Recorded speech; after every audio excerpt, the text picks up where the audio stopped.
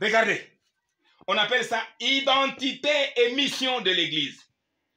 Par l'identité, Jésus va dire, Matthieu 28 et 18, 19, tout pouvoir m'a été donné dans les ciels, sur la terre, sous la terre.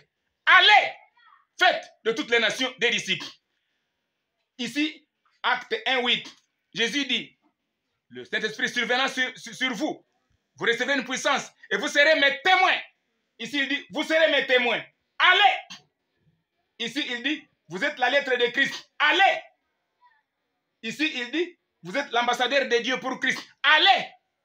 Et ici, il dit, vous êtes le sel de la terre, la lumière du monde. Allez. Qui sont les enfants de Dieu? Mais ce sont les témoins de la croix de Jésus-Christ. Ce sont la lettre de Christ, les ambassadeurs de Dieu dans le monde. Ce sont le sel de toute la terre et la lumière du monde. Jésus a dit, on ne peut pas cacher une lampe allumée sous le boisseau. Il faut la placer sur le chandelier pour qu'elle éclaire le monde ténébreux. C'est ça le monde ténébreux. Mais c'est ça le monde de lumière. Alors, la lumière est ici, dans l'église, auprès de l'église, pour éclairer le monde ténébreux. Et c'est ça la mission de l'église auprès des Nations Unies. Mais vos pasteurs ne font pas cela. Car quand l'église va en mission vers le monde, alors l'église défie le monde païen en disant, sortez du milieu d'eux, venez à Christ au bas de la croix.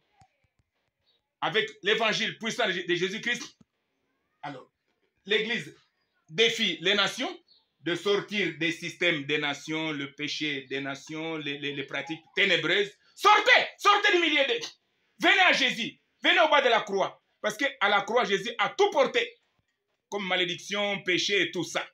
Alors, ceux qui écoutent l'évangile de Christ crucifié, qui quittent le monde avec ces systèmes, qui viennent par la foi et la repentance à Dieu au bas de la croix, alors l'Église promet, si vous sortez du milieu d'eux et vous venez au bas de la croix, vous serez transformés et vous deviendrez une nouvelle créature.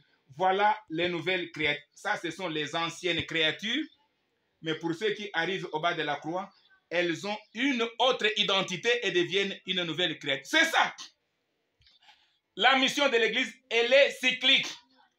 Donc, ceux qui étaient ici arrivent au bas de la croix, viennent ici, deviennent Église de Jésus-Christ, mise à part pour Christ, en mission vers les nations et de manière cyclique jusqu'à dépeupler le royaume de Satan et peupler le royaume de Dieu sur la terre.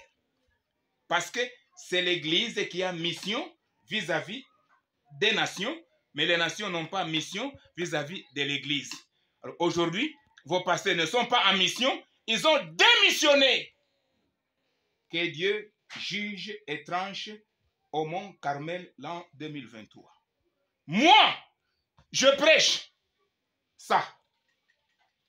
L'Église en mission vers les nations pour les sauver, afin que ceux qui sont sauvés, eux aussi partent vers les nations jusqu'au retour du Christ. Mais vos pasteurs ne sont pas dans cette dynamique et processus de la mission. Ils sont dans des accointances en politique, parce que ce sont les pasteurs des églises ASBL.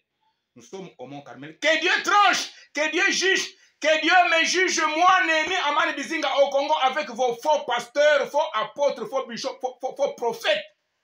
L'an 2023. Car je défends la mission de l'Église, je défends l'identité de l'Église, mais vos pasteurs, disciples de Lucifer, défendent autre chose des Nations Unies. Que Dieu nous juge cette année, à suivre mais prochainement.